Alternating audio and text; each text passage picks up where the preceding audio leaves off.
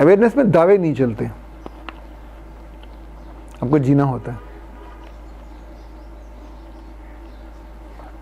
आप रहे ऑस्ट्रेलिया में इतने बरस, वहाँ तो कोई भी ना माँ होता ना बाप होता है, हर चीज़ अवेलेबल होती है। पब भी अवेलेबल हैं, कैसीनो भी अवेलेबल हैं, लड़कियाँ भी अवेलेबल हैं, लीगल भी है सब कुछ। और ना करें तो शर्मिंदगी भी होती है, बाकी लोग कर रहे होते हैं। और ऐसे में आप फिर अपने लिए क्या चॉइस करते हो, that's more important. That decides the price of the person, what type and kind he is when he was thinking and when he was coming, when he was living there. In fact, it was the decision. Now he has to decide whether on this way or at this way. इसका and कुछ और है, इसका and कुछ और है। तो self awareness आपको ये थोड़ी बता कि वहाँ जाके आखिर में आंखों पे हाथ दे के कुसोन रख के फिर रोएं कि मैं क्या करके आ गया, तब तो वापसी नहीं होती। No second life. ऐसे किसी गलत बंदे को आपने मुंतखब कर लिया अपनी मेंटोरशिप के लिए, और वो अपने गुनाह को एलेबोरेट करता हो, उसको फैसिनेट करता हो। हज़रत अबू कब्सा से एक हदीस रवायत है कि अल्लाह के रसूल ने कहा इंसान 4 तरह के होते हैं। एक वो जिनको अल्लाह दौलत देता है बहुत और साथ इल्म देता है बेतहाशा। फरमाया कि वो अपने इल्म को बहुत अच्छी जगह इस्तेमाल करते हैं और दौलत को उससे भी अच्छी जगह पे, जिससे रब राज़ी होता है, जिससे मखलूक का फ़ायदा होता है, तो जन्नत में। दूसरी किस्म उन लोगों की जिनको रब इल्म देता है, दौलत नहीं देता। वो कहते हैं या अल्लाह अगर दौलत आए तो वहाँ वहाँ खर्च करेंगे जहाँ जहाँ ये खर्च करते हैं। तो कहा अजर में दोनों बराबर। कहा तीसरा वो जिसको ना दौलत मिली ना इल्म मिला उस जैसा, पर दौलत इतनी बेशुमार मिल गई और उसको वो दिल खोल के गलत जगहों पे गुनाह पे खर्च करता है, इंजॉय करता है, उस एक एक मोमेंट को वो जीता है। दोज़ख गुनाह में गया। जो चौथा है उसके पास पैसा नहीं आया, इल्म भी नहीं आया, पर आरज़ू उसकी ये है कि अगर मुझे मिले तो मैं ऐसे ही इंजॉय करूँगा जैसे ये करता है। किया नहीं है गुनाह, पर उसी अंजाम से 2-4 होगा। अच्छा, अगर गौर करें तो आपको शायद इंसानों की 5वीं किस्म मिले भी ना, क्योंकि पेरेंट्स भी घर में डिस्कस कम करते हैं, करते ही नहीं हैं। हाँ जी, तो कर सकते भी नहीं हैं। हाँ जी, और सोसाइटी में भी कोई ऐसा मेंटोर नहीं है जो ऐसी चीज़ें बताए। मौलवी के पास जाते हुए भी हम डरते हैं। अच्छा, मौलवी साहब बेचारे को तो ऐसे ही हम दरमियान में ले आते हैं। हाँ जी, उनके पास हम जाना भी नहीं चाहते, हम उनके पास जाते भी नहीं हैं, बिल्कुल ऐसे। उनकी सुनते भी नहीं हैं। लेकिन इल्ज़ाम देने को वो बहुत माड़ी असामी है, हर उस पर इल्ज़ाम लगा देते हैं। आपकी पूरी ज़िंदगी में उसका रोल कोई 0 से भी नीचे है। बिल्कुल ऐसे। लेकिन शायद हर कौम का और हर नस्ल का एक अपना ज़माना होता है। बिल्कुल। जब आप छोटे थे हाँ जी, तो भी पूरा अहद था, बिल्कुल।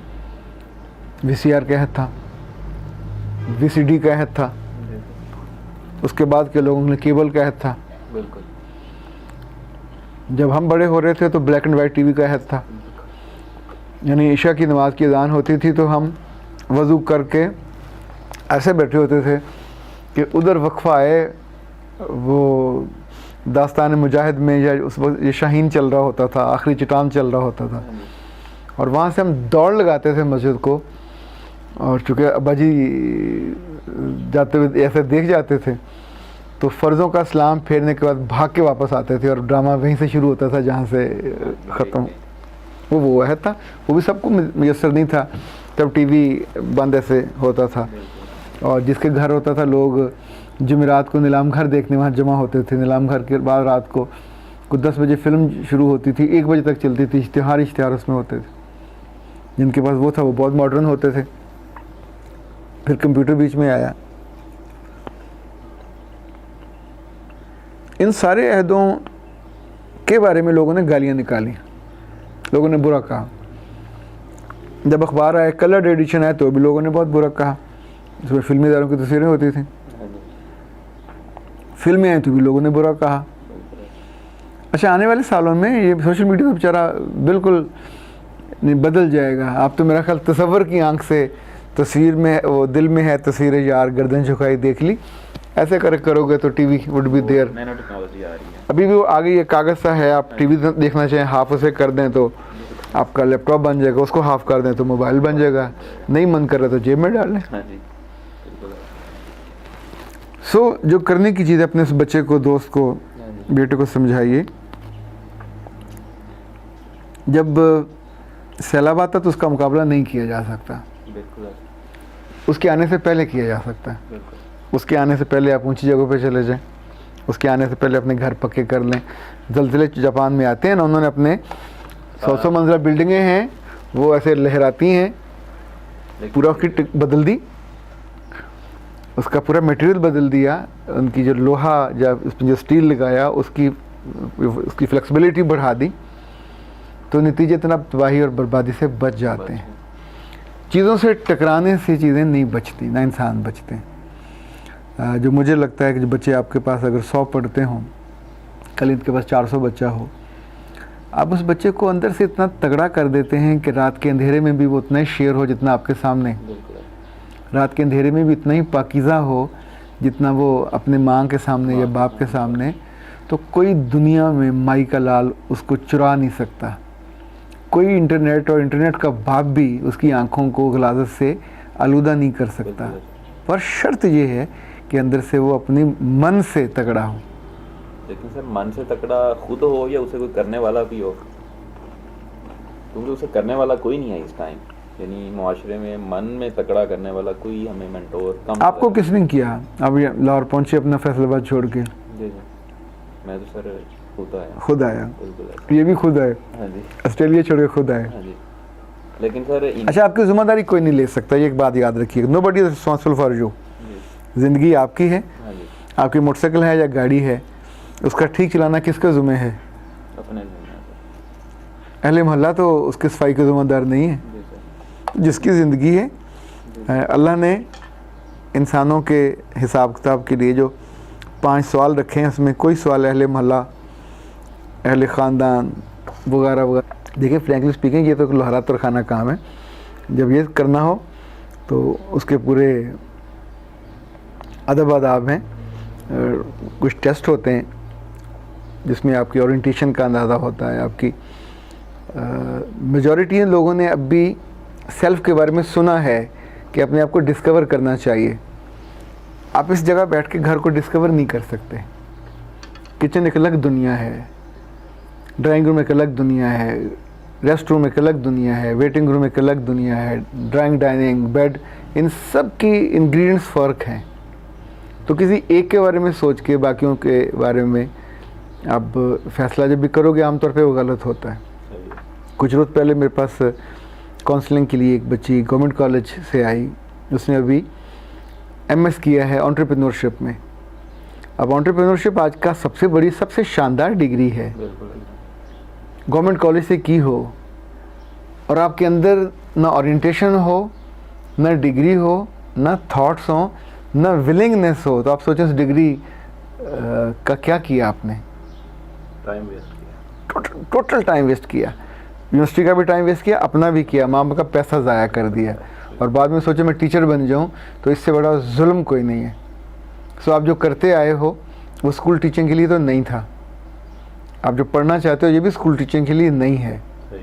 सो जो भी सोचें, जो भी करें, कुछ सालों बाद आपको रिग्रेट होना शुरू हो जाएगा, सारा वो जो साल हैं सब ज़ाया हो जाते हैं। और रिग्रेट आमतौर पर तब होता है जब आप मिस मैच होते हैं। शादी सभी धूमधाम से करते हैं ना, शबाला भी साथ होता है, इस्लामियाँ भी होती हैं, ढोल ढमक्का भी होता है, पर कुछ हफ्तों के बाद ही आपको अंदाज़ा होता है कि मिस मैच हो गया। तो बाबा पहले जल्दी के पीछे पुलिस लगी हुई थी, पहले ही इंतखाब ठीक करते, जो आपको पसंद है, जो उसको पसंद है, दोनों का लाइक आपको करैक्टर पसंद है तो वो करैक्टर वाली होनी चाहिए, आपको खूबसूरती पसंद है तो फिर वो सॉफ्ट नहीं होगी, फिर वो काइंड भी नहीं होगी, फिर वो पेइंग भी नहीं होगी, फिर वो आपको रिस्पेक्टफुल भी नहीं होगी, फिर वो तवज्जो की तालिब होगी कि आप हर लम्हे उसकी तारीफ़ करते हैं। तो आपको पहले मैच करते हुए गलती हो गई, तो बाकी जितने साल गुजरेंगे वो सारे फिर रोते कुरलाते ही गुजरेंगे। इसलिए किसी एक किताब पढ़ के या कि एक लफ्ज़ जानने के बाद के मैं अपने आप को डिस्कवर कर दूंगा, सेल्फ डिस्कवरी इतनी आसान होती तो ये जो अरबी की बड़ी खूबसूरत कहावत है कि मन अरफ़ा नफ्सहु फ़क़द अरफ़ा रब्बहु, ये इतनी बड़ी बात है। जिसने अपने आप को पहचाना इनफैक्ट उसने अपने रब को पहचाना। अच्छा, रब को पहचानने से मतलब ये थोड़ी कि अपने रब की शक्ल देख ली, आप उससे अलाइन हो जाते हैं, ये जान लेते हैं कि लेकिन ये जो गावा है ये हालत इबादत में है। अगर ये दरख्त पे लटका लटका सूख के गिर जाता, गल जाता, सड़ जाता, तो जिस काम के लिए वो बना था वो ज़ाया हो जाता। ये पौधा जब तक गावा देता रहेगा हालत इबादत में रहेगा, तो जिस लम्हे इस पे फल लगना बंद हो जाएंगे उसको काट के हुक्का चढ़ जाएगा, या वो जो आपके मज़ारे होते हैं वो आग जला लेंगे। अच्छा, हम भी चूँकि लाखों में नहीं है, करोड़ों में हैं, समटाइम अरबों में हैं, ऐसी जलनी है जैसे फसल जलती है। सो ये जाना डिस्कवरी में बहुत लाजिम है कि एक किन्नों क्यों कहे कि मैं इसलिए पैदा हुआ हूँ। किन्नों को जो जानना चाहिए कि मुझे पैदा करने वाले ने किस लिए भेजा है। पाकिस्तान की लोकल मार्केट के लिए भेजा है, जब बहुत अच्छा बनाया तो फ़ॉरेन मार्केट में जाएगा, दोनों जगह प्राइस पड़ेगी, दोनों जगह तवज्जो होगी अलग अलग, पर ये उसने नहीं तय किया, तय कोई और करता है। सो उससे पूछना चाहिए कि सर आपने हमें क्यों बनाया, आप हमसे क्या चाहते हैं। ये जो दुख हमें होता है कुछ सालों बाद वो इसलिए होता है कि जैसे हम मैच्योर होते हैं हमें पता चलता माय गॉड ये तो मिस है, अल्लाह ने तो मेरे लिए ये जो सोचा हुआ था, मेरे लिए ये बेंचमार्क तैयार किए थे, मेरे लिए ये टारगेट्स दिए थे, और मैं तो अपनी मर्ज़ी करता आया हूँ। तो अपनी मर्ज़ी करने वाला इवन जानवर परिंदा भी हो जो आपकी मर्ज़ी से दड़बे में जाए वो आपका होगा ना पेट, वरना जंगली है, सैकड़ों बिल्लियाँ फिर रही होती हैं कि आप कभी उसकी केयर करते हैं क्या। जो आपके पास है उसकी केयर करते हैं, जो परिंदा आपके पास है आप उसके दाने का, उसकी खुराक का, उसकी धूप छाँव का उसका ख्याल करते हैं। तो हम जिसके हैं पेट, उसने बेवजह तो हमको नहीं भेजा, ना बेवजह हमको बनाया।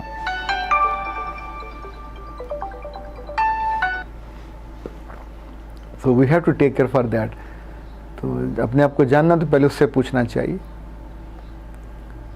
सर आपको मेरे बारे में क्या पसंद है, क्या नापसंद है। कुरान के बारे में कहा जाता है कि इसका जो मौजू है वो इंसान है। हम नहीं जानते थे, हम तो सोचते थे कुरान कोई और चीज़ है, पर जब आप सोचते हैं कि इस बारे में तो फिर वो जो इंडिकेशन देगा। देखिए अब जहाँ रह के आए हैं वहाँ बहुत कामयाबी है, बहुत पैसा है, बहुत खूबसूरती है, बहुत आज़ादी है, पर आपका दिल नहीं लगा। अगर रब ने आपको वहाँ के लिए बनाया होता तो वहाँ किसी अंग्रेज़ औरत के घर आपको पैदा कर देता, उसने नहीं किया, फालिया में किया। अच्छा, फालिया में भी जाकर मुगीरा के पास भिजवा दिया।